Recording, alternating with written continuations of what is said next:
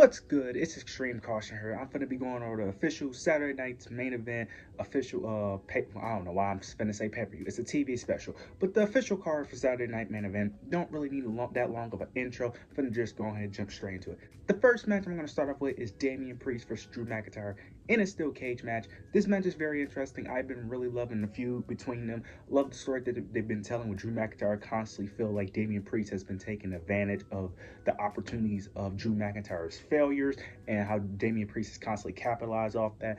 I love the story that they've been telling here.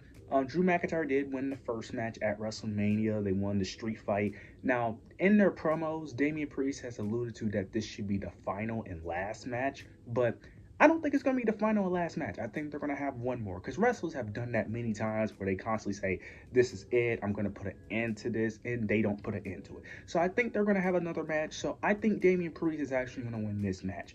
Now, a lot of people keep on saying that Drew McIntyre is going to win this match because he can't take a loss because for whatever reason, people have this weird obsession of Drew McIntyre still being in like the top main event scene. I get it. I want him in that spot too, but Drew McIntyre doesn't need to win this feud because him winning or losing this feud doesn't really boost him, but it doesn't hurt him either. It does nothing really. It doesn't really, because he's not going after John Cena, and maybe if he gets transferred to Raw, maybe he could go after Jey Uso, but other than that, it's like, he would have to get traded to Raw or get drafted to Raw for that to happen. But overall, I've been loving with the feud.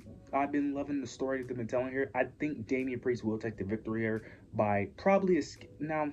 I don't like that it's a steel cage match because I like AEW's version of cage matches where you can't escape, because escaping the cage to win to me is kind of stupid, to be honest, because I feel like the whole point of the cage is to keep them inside, not for them to escape.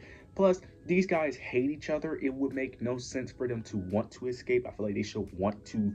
It's kind of like, it should be like Seth Rollins and CM Punk, where they was just fighting and fighting. They didn't even try to leave the cage. They wanted to constantly attack each other no matter what. That's what this match should be. So I'm hoping that Drew or Damian don't even try to escape the cage. They should just completely try to destroy each other and win that way by pinning or tapping out the other person. Do not win by them leaving the cage. That should not be how this match plays out. But I have Damian Priest picking up the victory over Drew McIntyre. The next match we're going to be discussing is a tag team match between Braun Breaker, Seth Rollins, CM Punk, and Sami Zayn.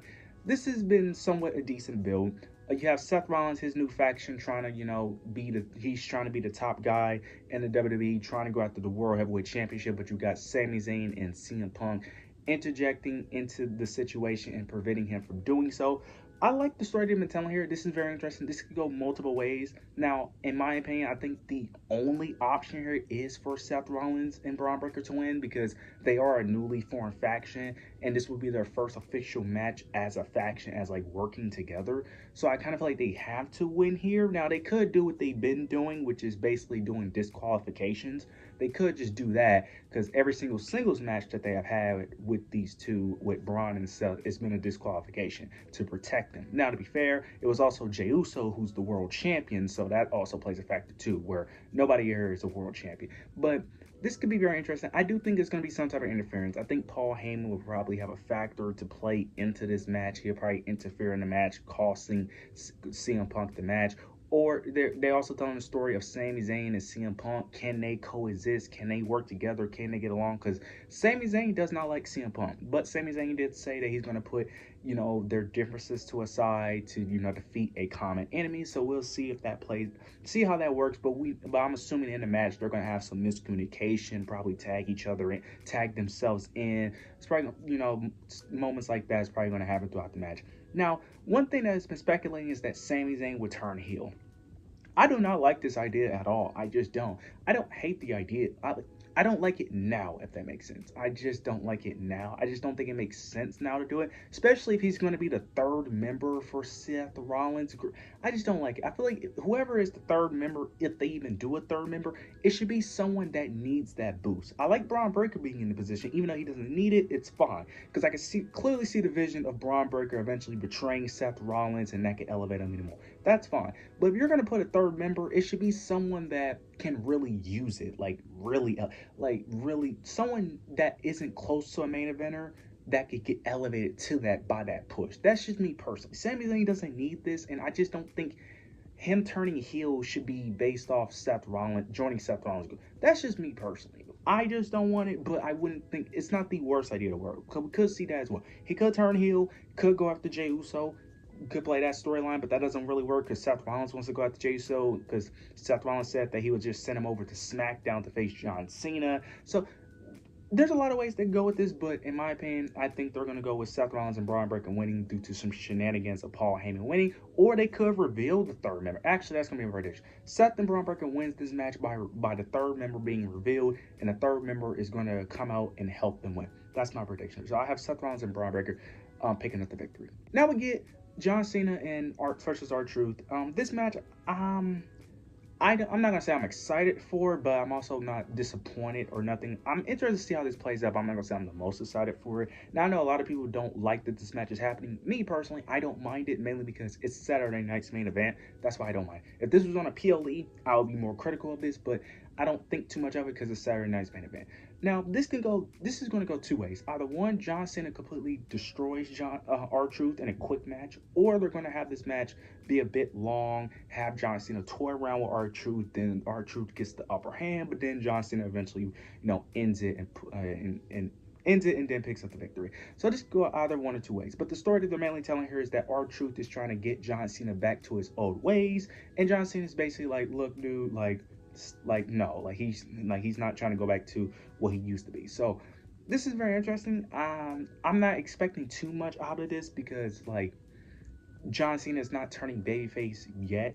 I don't think he's going to turn it anytime soon, not until SummerSlam-ish. But they have already started teasing him turning babyface. So they could do a little bit of a tease with R-Truth, being that over-sympathetic, delusional babyface. They could have John Cena start showing cracks of him slowly turning babyface due to R-Truth in the match, or somewhat after the match due to him destroying R-Truth, or however that plays out. But John Cena is easily picking up the victory. It's just more so the storytelling in the match that's going to be more the intriguing factor of this match, because the in-ring work I'm not expecting too much. It's more so the storytelling of, are they going to show the signs of John Cena slowly turning heel? Because they did it at Backlash, so I'm interested to see if they do it here. But yeah, I have John Cena picking up the victory. Now we get to the main event.